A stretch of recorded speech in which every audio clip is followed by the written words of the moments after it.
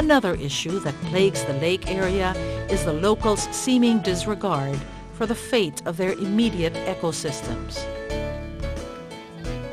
A popular tourist destination, Volcano Island is already showing signs of wear and tear, from unregulated treks to the crater.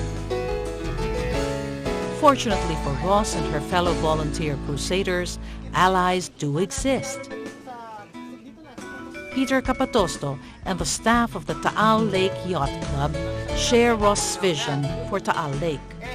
We already have a lot of environmental impact in cases like the Daan Castilla, which is a very heavily used tourist trail.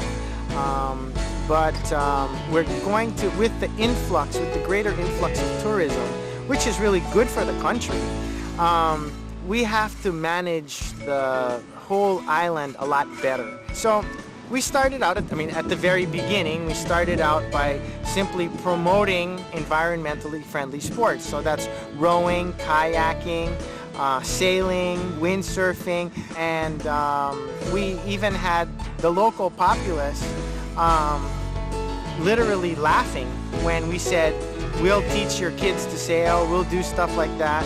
And their reaction was, well, ano bang klaseng kalokohan yan? But the conscious effort to protect one's business interest while protecting the environment it depends on is a serious one, and it is a consciousness that is catching on. Already, the Talisay Resort Owners Association has organized monthly cleanups, supported by volunteers and enthusiasts such as the PAL Mountaineers.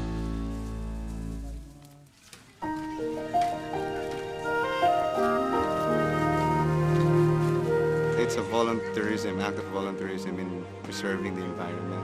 So this is our only way of returning to Mother Nature what we, in a way, enjoy and what we gain from her. Honestly, it's the thought that in the future, my children will go over and visit that place full of garbage. And the thought can kill you, imagine Taal volcano full of garbage and trash. It's something that we should preserve for future and for our children. It's a unique place. There's no other volcano like Taal around the world. You notice how many tourists come over and just to go wonder how beautiful the volcano is. So it's really a unique place, and it's a natural wonder. It's something that should be preserved. And the instigators for its protection are unique too. They thought, nuts! There's so many beautiful places to dive. Why bother dive? Why bother to dive in Taal Lake? And why in a freshwater lake? What are you going to see in the freshwater when you can go to Anilao, which is what I've been doing for many years. But there's a different kind of charm. There's a different beauty in Taal Lake. And maybe little by little, divers will start to realize that it's not just a volcano. Taal Lake has a lot to offer. And I hope through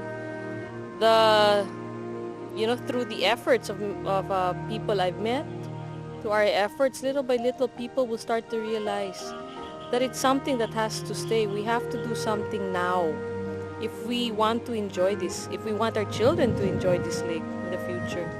It's just a matter of time. Actually, now it's showing signs already that there's a lot of environmental problems.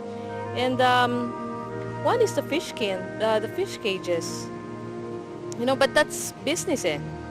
So it just has to be regulated, and I think the resort owners should be encouraged to educate their banqueros and to educate their visitors, the tourists. And I think it'll take time. It's not gonna happen overnight. But at least now, it's starting already. And while hordes continue to be drawn by Taal Lake's fierce and fragile charms, Ross and the lake's other allies will keep coming back to nurture the beginnings that sprouted from old tales.